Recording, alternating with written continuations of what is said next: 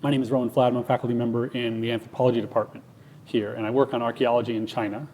And so what I'm going to tell you a little bit about today is a prediction method, a divination process that was used in early China.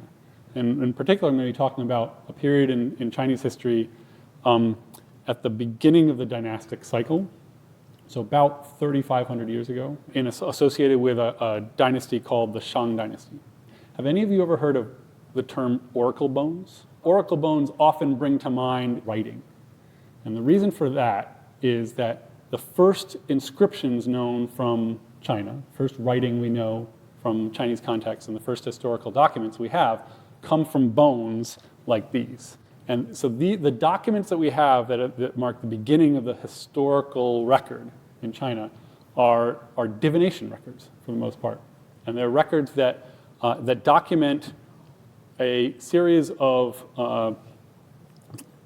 questions or issues that the Shang court wanted to know more information about from the spirit world around them. Inscriptions were first identified by an aristocrat who lived at the very end of the 19th century, beginning of the 20th century, named Wang Yiru.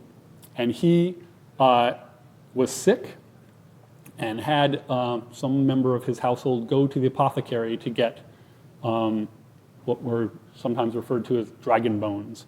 These were essentially bones that were found in archaeological contexts that would then be ground up into powder and added into medicine. And those powders were thought to be beneficial to one's health. And so he sent somebody out, and they brought back some bones like this one. And what we have on here is an inscription that's a fragment of a divination record. Wang Yiru recognized that this was writing because he was a scholar himself. He recognized that they bore some similarities to characters that he knew from archaic contexts. And he started to compile these, buy them up from apothecaries around all over the place. We learned a lot about the Shang based on these, and what we've learned mostly about is what the Shang royalty were most concerned about, and they were divining about. Each of these divination inscriptions has several different sections. Well, they don't all have it, but a complete one has several different sections. It has a date on it, which is very important. Now, these are not absolute dates. They're dates in a cycle of 60 days. So there's a 60-day cycle, and each of these inscriptions, when they're complete, will have two characters at the beginning of it that mark the date within the 60-day cycle.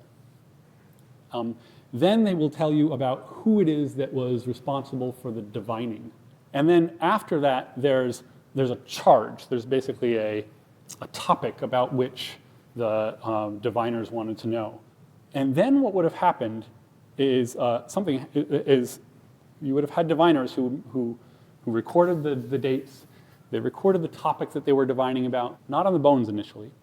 Then they wait to see what happens, and then they record the result. And then all of that is inscribed onto the bones in certain cases.